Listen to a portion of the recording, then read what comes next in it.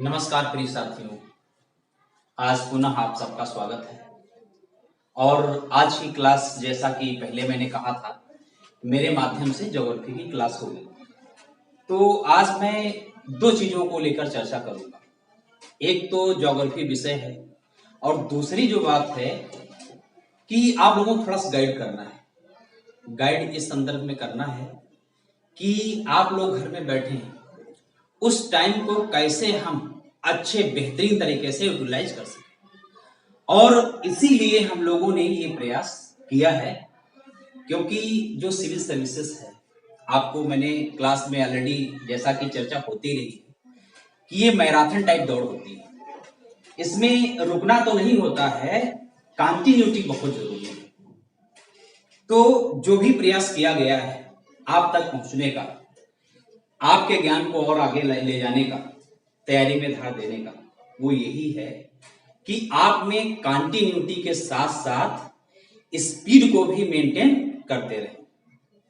क्योंकि जैसे जो कोविड-19 महामारी चल रही है और इसमें जो रोल रहा है गवर्नमेंट का, इंडियन गवर्नमेंट का, बहुत सराहनीय है और काफी हद तक हम लोग वर्ल्ड में अच्छी पोजीशन पर हैं कंट्रोल करने में। तो ये तो जाहिर सी बात है कि एक समय बाद ये समस्या को हटना ही हटना है।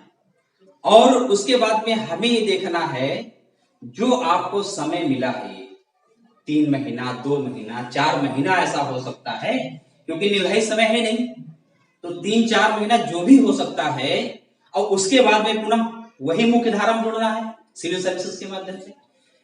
तो अब सिविल सर्विसेज के माध्यम से फिर से आपको आ रहा है और पता ये चला कि आपने जो छुट्टी मिली, क्या करें क्या ना करें, ऐसी स्थिति में आपने उस टाइम को गंवा दिया या खो दिया या यूज नहीं किया। तो अब हमें इसको बहुत अच्छे तरीके से समझना होगा कि हम लोगों का या हमारी टीम का जो प्रयास आप लोगों के लिए किया गया है, आपका भी सहयोग चाहिए। आपका सहयोग इस रूप में चाहिए कि जो भी मेरी टीम यहां से मटेरियल डालती है, उस मटेरियल का भरसक उपयोग करने के साथ साथ में जो क्लासेस चली 2-3 महीने, जो क्लासेस चली उनका पुनः रिवीजन अच्छे से करना है। प्लस जो भी मैंने मटेरियल के लिए आपको एडवाइस दिया था, उस मटेरियल को भी साथ साथ लेते हुए चलेंगे।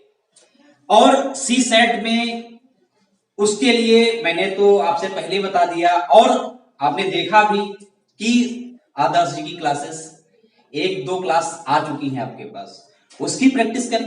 सी सेट में मैथ इंपॉर्टेंट रोल रखती है।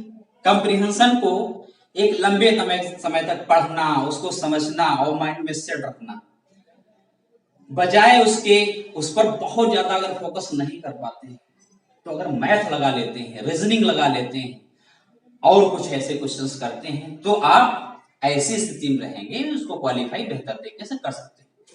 उस पोर्शन पर भी पहले मैथ चलाकर ये पहला कार्य आपके लिए किया जा रहा है कि सी सेट को भी कवर करते रहें। इसके साथ साथ में तो आज मेरी ये पहली क्लास है, ज्योग्राफी को मैं स्टार्ट करूंगा। और ज्योग्राफी को आप लोगों को तो मैं पढ़ाया हूं, 3-4 चैप्टर हो ही गए हैं आप लोगों के, 3-4 चैप्टर हो गए हैं।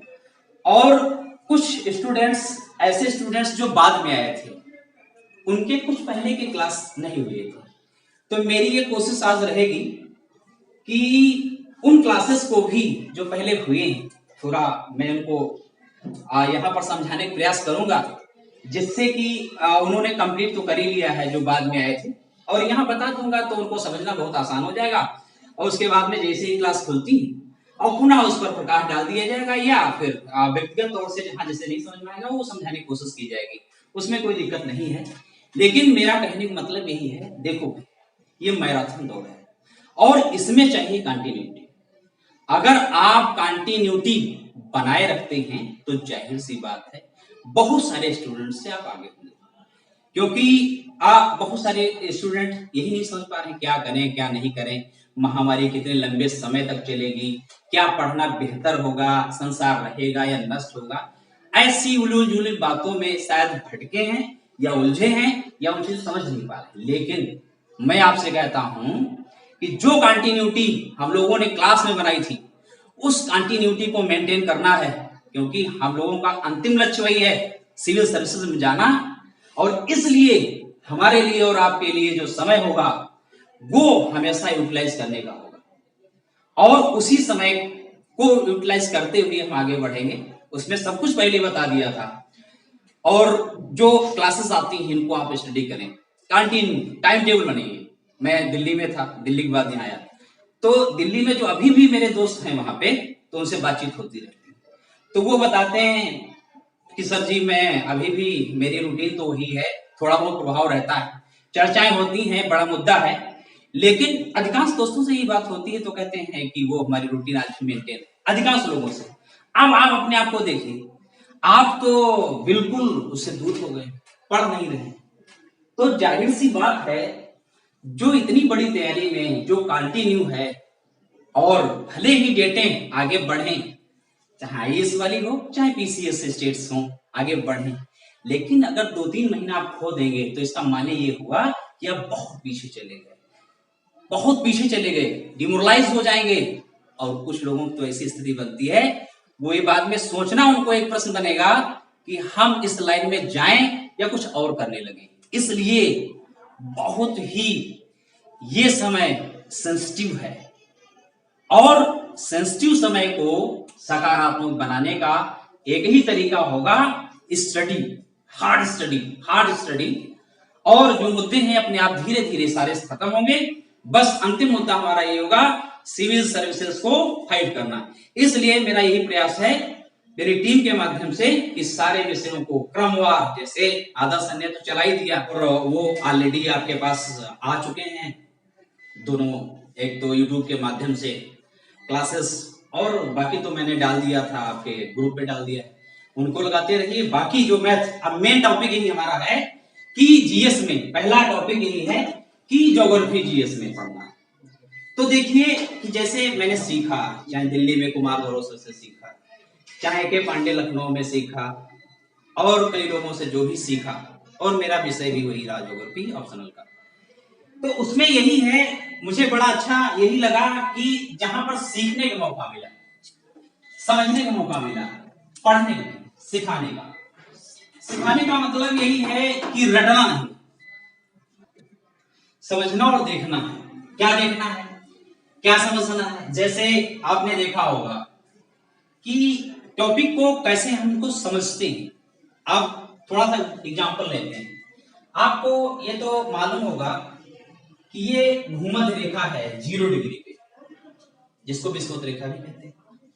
अब आपने देखा होगा कि हमेशा पढ़ा होगा कि जो इक्वेटर है, विषुवत रेखा है, भूमध्य रेखा है, जिसपे सूर्य की किरणें हमेशा लंबवत और सीधी पड़ती हैं, जैसे सीधी पड़ती हैं।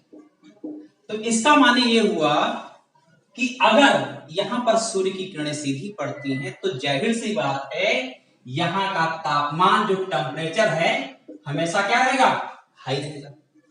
तो तापमान जब हाई रहेगा तो जाहिर सी बात है आसपास जो सागर, महासागर, जो जल है, जलमंडल की जो स्थिति बनती है, वहां पर वाष्पीकरण जैसी समस्याएं, इवोपोरेशन जैसी स्थिति, और उसके बाद में संघनन जैसी स्थिति, और संघनन के बाद जो वर्षा की प्रक्रिया है, तो रेनफॉल भी वहां पर स्टार्ट हो जाती है। और रेनफॉल, जो वर्षा है, वो बहुत ही ज्यादा होती है। और आपने देखा कि यहीं पर वर्षा भी सबसे ज्यादा हो रही है।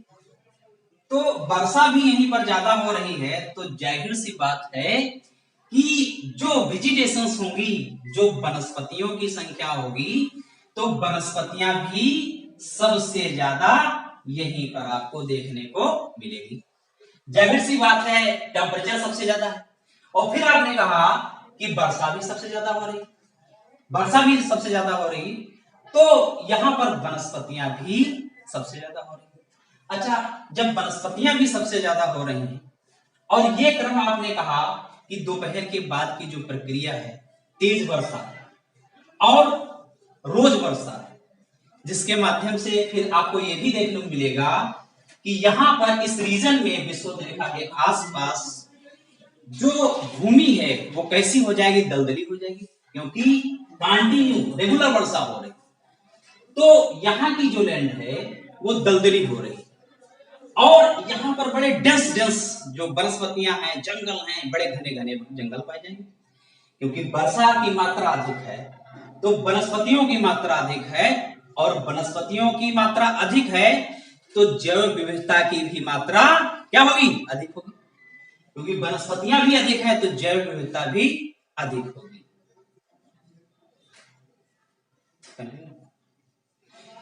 तो यहां पर वनस्पतियां भी अधिक है और जैव विविधता भी अधिक पाई जाती है।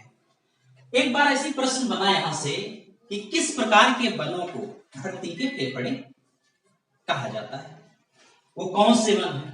तो जाहिर सी बात है, अगर आपने थोड़ा कंसेप्ट के रूप में देखा कि विषुवत रेखा पर या भूमध्य रेखा पर सूर्य की किरणें लंबवत या सीधी पड़ती, वहां पर तापमान सबसे ज्यादा होता है, वहां पर वर्षा सबसे ज्यादा होती है, वहां पर जो वेजिटेशंस हैं, वनस्पतियों की जो है वो अधिकता सबसे ज्यादा होती है।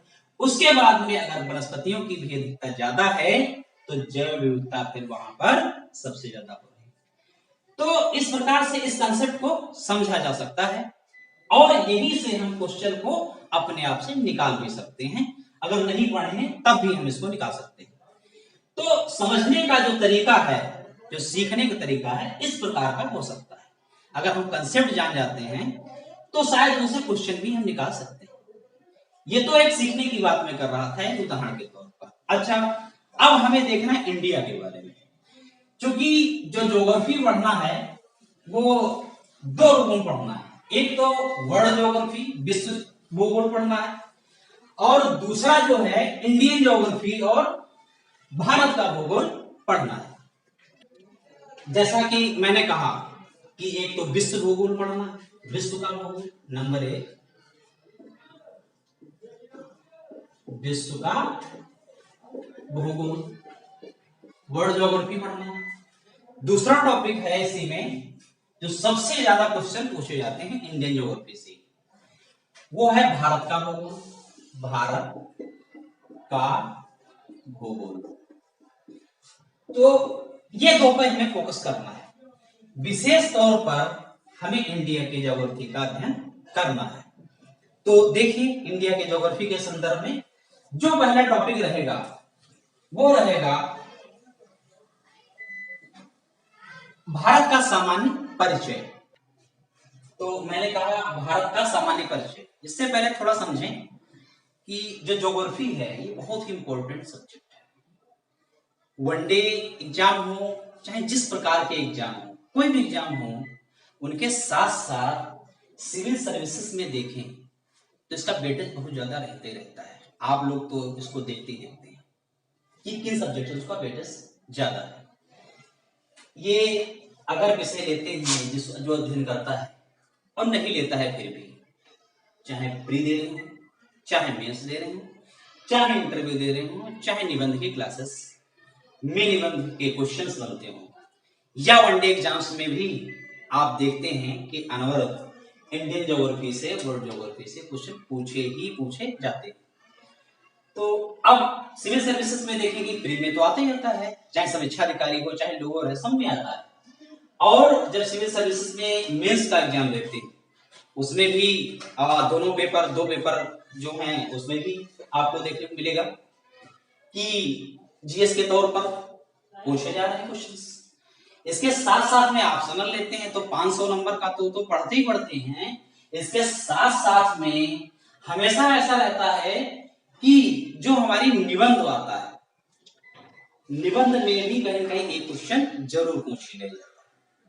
एक क्वेश्चन में वो क्वेश्चन हो सकता है इन्वायरमेंट से रिलेटेड, हो सकता है बर्निंग इशू।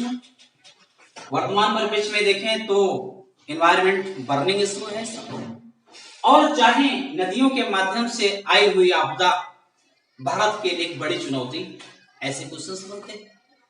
चाहे आप इंटरव्यू में देखें तो इंटरव्यू में ही पूछा जाता है किस परिवेश से आते हैं, कौन सी नदियां हैं, मृदा है, जंगल है, या कोई अन्य भी क्वेश्चंस उससे रिलेटेड, ज्योग्राफी से रिलेटेड बनते हैं। इसलिए इसकी महत्ता को हम इस प्रकार समझ सकते हैं। तो जो ये टॉपिक है भारत का सामान्य परिचय, इसके संदर्भ में कुछ थोड़ा बहुत समझ लेते हैं। देखिए ये इंडिया है, इस प्रकार से महसूस कर सकते हैं कि इंडिया है। और जैसा कि आप लोग जानते हैं यहां पे अरब सागर है, अरब सागर, ये अरब सागर की स्थिति बनती है। और इधर देखें तो बे ऑफ बंगाल यानी बंगाल की खाड़ी, यहां पर बंगाल की खाड़ी है। और सबसे नीचे में देश के नाम पर रखा गया महासागर का नाम ये है इंडियन ओशियन, हिंद महासागर। तो ये ऐसी ज्योग्राफिकल लोकेशन है जहां पर तीनों तरफ जल है। इसके साथ साथ में हम देखें, अगर राज्यों को लें तो इस प्रकार से राज्यों को देखा जा सकता है। जैसे यहां से देखें तो सबसे पहले देखेंगे कि यहाँ पे गुजरात है, इसके बाद में देखें तो यहाँ पर महाराष्ट्र की स्थिति बनती है। और जस्ट नीचे इसके गोवा, जस्ट बाद है कर्नाटक, उसके बाद है केरल। और इसके बाद में देखें तो यहां पर तमिलनाडु की स्थिति बनती है। उसके बाद आंध्र प्रदेश की बनती स्थिति, और उड़ीसा के साथ साथ यहां है पश्चिम बंगाल। ये राज्य तटीय राज्य है, ये तो बनते हैं तटीय राज्य। और ये इसको कहते हैं पश्चिमी तट,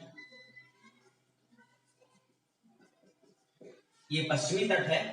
और दूसरी तरफ पूर्वी तट, और ये दक्षिण का पोर्शन। तो पश्चिम में अरेबियन सी, अरब सागर, और पूर्व में बे ऑफ बंगाल, बंगाल की खाड़ी, और दक्षिण में इंडियन ओशियन, हिंद महासागर। इसलिए इस पोर्शन को तीनों ओर से जल से घिरे होने के कारण इसको प्रायद्वीप कहा जाता है। थोड़ा और समझने की कोशिश करें इसको। अब ये जो पश्चिमी तट है, ये केरला से लेकर के कर्नाटक वाला ये पूरा एरिया, इसको हम लोग कहते हैं मालाबार।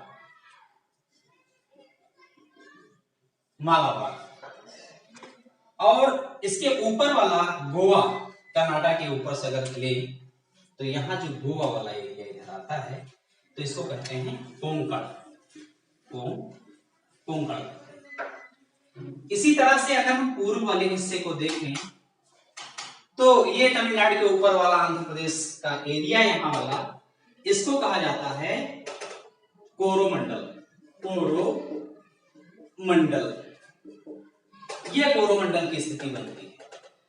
और इसके ऊपर वाला पोर्शन, उड़ीसा वाला क्षेत्र, ये उत्तरी सरकार,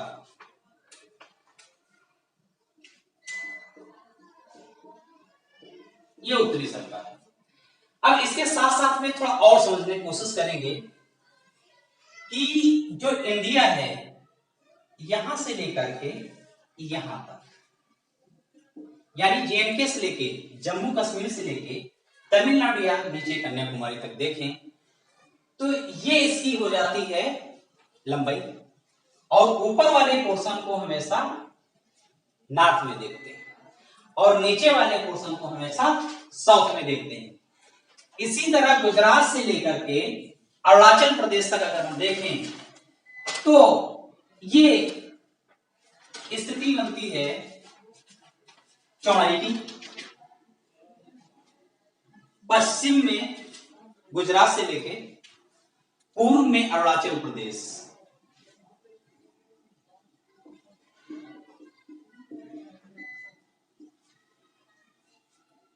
ये इसकी चौड़ाई है। अगर लंबाई की बात करें तो ये लंबाई 3200 14 किलोमीटर की होती है, 3214 किलोमीटर की होती है। इस चौड़ाई की बात करें यानी गुजरात से लेकर अरुणाचल प्रदेश तक, यानी पश्चिम से लेकर पूर्व तक देखें तो इसकी जो चौड़ाई है ये 2933 किलोमीटर की बनती है, 2933 किलोमीटर की बनती है। इसी तरह से अगर हम नॉर्थ और साउथ जो छोर हैं इनकी बात करें, यानी अगर बात करें दक्षिणतम बिंदु और उत्तरतम बिंदु की, तो स्टेट को भर लेते हैं, स्टेट को थोड़ा देखने का प्रयास करते हैं। यहां जम्मू और कश्मीर की स्थिति बनती है, उसके बाद में पंजाब की स्थिति बनती है, और उसके बाद में यहां पर हरियाणा की स्थिति बनती है। सॉरी, ये थोड़ा और नीचे करते हैं, हरियाणा देखते हैं, यहां राजस्थान देखते हैं, और यहीं पे दिल्ली, उत्तराखंड, हिमाचल प्रदेश,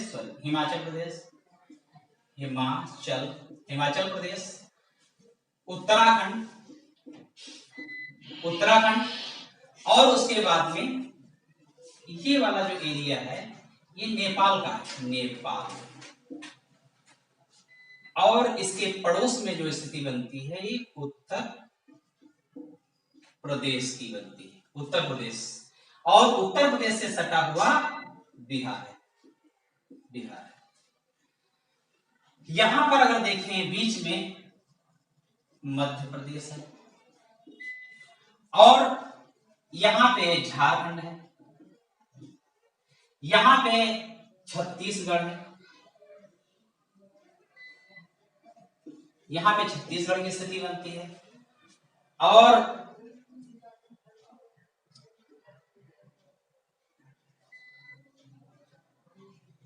यहां पर जो स्थिति बनती है सिक्किम, यहां पे भूटान है, और इसके साथ साथ में ये बांग्लादेश है, और इसके साथ साथ में नॉर्थ ईस्ट के भी राज्यों को देख लेते हैं। अरुणाचल प्रदेश के बाद आता है नागालैंड, मणिपुर,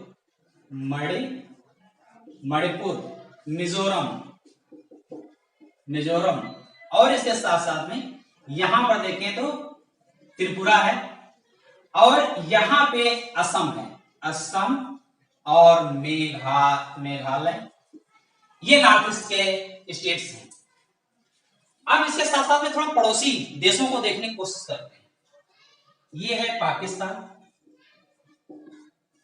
इसके पास में ही पड़ता है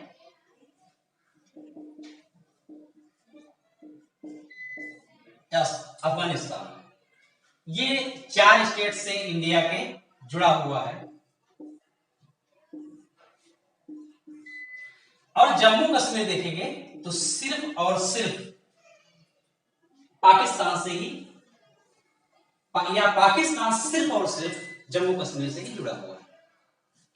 इसी तरह देखेंगे चीन है, और चीन के अधीन आता है तिब्बत, तो ये तिब्बत की स्थिति हो। तो यहां पर म्यांमार की स्थिति बनती है, यानी पूर्व में क्या है, म्यांमार बनता है। अब इसी के साथ हम थोड़ा लिख लेते हैं यहां पर अंडमान निकोबार द्वीप समूह, ये इस तरह से अंडमान निकोबार द्वीप समूह की स्थिति बनती है। और इधर चले आइएगा, देखिएगा तो यहां पे और यहां पर मिलेगा आपको दमन, और इधर मिलेगा दीव, ये 2 स्थितियां मिलेंगी। और इसके नीचे जाएंगे तो लक्षद्वीप की स्थिति मिलेगी। मालाबार को आगे बढ़ाते हैं तो यहां पर आपको मिलेगा लक्षद्वीप। अब आप देखिएगा, मेरा लिखने का इसलिए प्रयास था, आप भी जानते हैं और पढ़ा भी जा सकता है देख के मैप में। मेरा सिर्फ और सिर्फ इसलिए लिखने का प्रयास हुआ है कि सारे जो भी स्टेट्स हैं इंडिया के, टेरिटरी हैं, संघ शासित क्षेत्र हैं, इनको एक बार देखने का प्रयास करें और समझने का प्रयास करें, क्योंकि ज्योग्राफी पूरा पॉलिटिकल सब्जेक्ट है और जो भी स्टेट्स हैं इनको, इनकी लोकेशंस को अगर हम देखेंगे तभी चीजें समझ में आएंगी। अब किसी भी स्टेट को उठा के ले, हर स्टेट से जीके के प्रश्न बनते हैं, या जीएस पढ़ा जाता है, या करंट अफेयर्स पढ़ा जाता है, या किसी नॉर्थ ईस्ट की बात हो उसमें भी इस तरह से क्वेश्चन बनते हैं। तो हर स्टेट की जो लोकेशंस हैं वो हमें एकदम विजुअल होनी चाहिए। इतनी बार इसकी प्रैक्टिस करें कि ये सब अगर बात चलती है कि झारखंड की, तो हमारे झारखंड माइंड में आना चाहिए कि उसकी लोकेशन कहाँ पर होगी।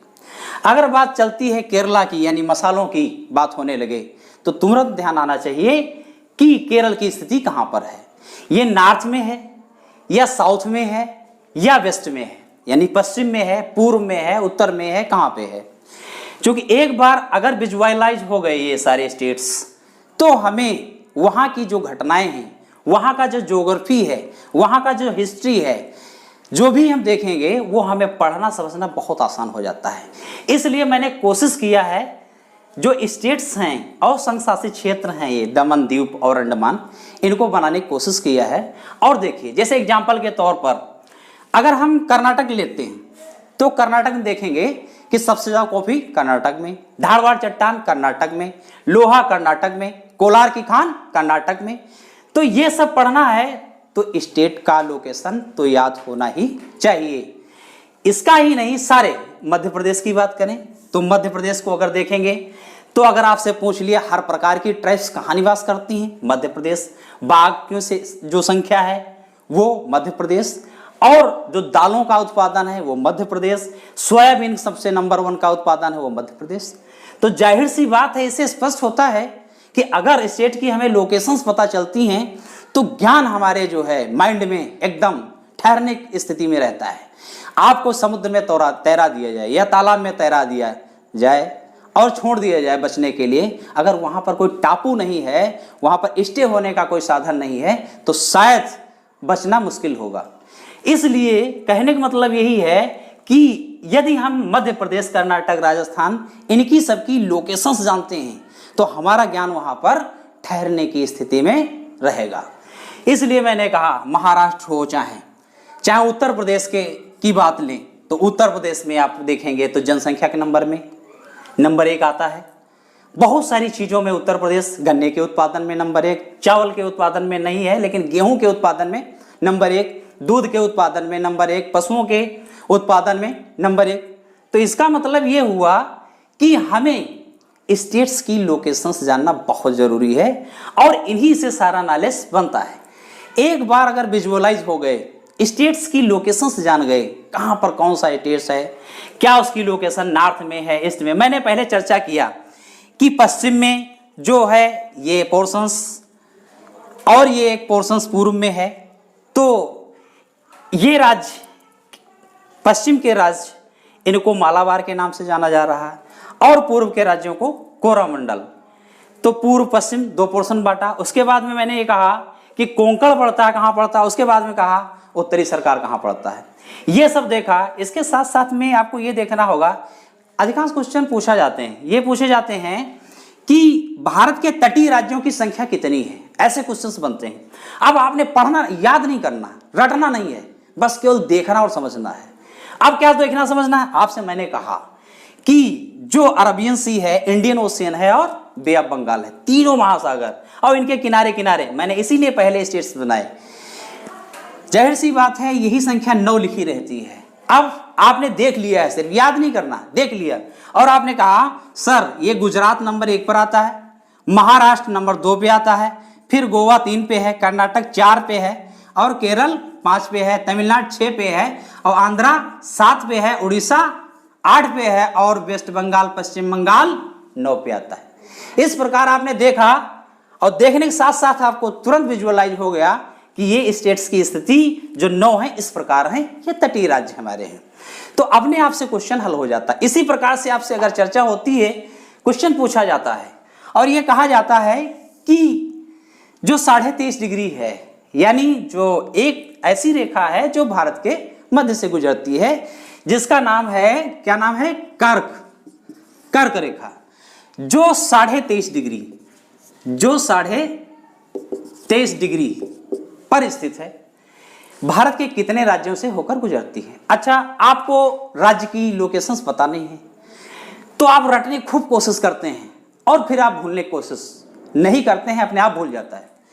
अगर आपने पूरे स्टेट्स को समझ लिया और आपने देखा और एक बार देखने के बाद आपके माइंड में वो चीज आ जाती है, तो आपने कहा सर ऐसा है कि गुजरात और राजस्थान 2 ये राज्य हो गए स्टेट, तीसरा आता है मध्य प्रदेश, आपने कहा बीच में आता है, और चौथा आपने कहा कि छत्तीसगढ़ सर है, और उसके बाद में कहा जो झारखंड की स्थिति बनती है ये 5 नंबर पर बनती है। फिर आपने कहा सर पश्चिम बंगाल भी तो है, तो पश्चिम बंगाल 6 पर आपने बता दिया, और फिर आपने कहा कि जो त्रिपुरा सर है ये भी उसी के पास लगता है, मैंने कहा बिल्कुल सही है, और फिर आपने कहा सर त्रिपुरा के बाद में आगे मिजोरम भी पड़ता है, तो हाँ ऐसा देखा कि ये स्टेट्स की संख्या कितनी हो जाती, 8 हो जाती। इस प्रकार से कहने का मतलब यही है, ज्योग्राफी और एक सेंटेंस से पहले लगता है फादर ऑफ ऑल सब्जेक्ट्स, क्योंकि हिस्ट्री भी यहीं से निकलेगी, इन स्टेट से हिस्ट्री भी निकलेगी, ज्योग्राफी भी निकलेगी और इकोनॉमी भी निकलेगी यहीं से, और करंट अफेयर्स के साथ साथ, करंट अफेयर्स तो स्टेट से ही आते हैं, और इसके साथ साथ जो बर्निंग इशू है जिससे आप अलग से बुक लेकर पढ़ते हैं, एनवायरनमेंट, पर्यावरण, वो भी सब बनता तो इन्हीं स्टेट से है।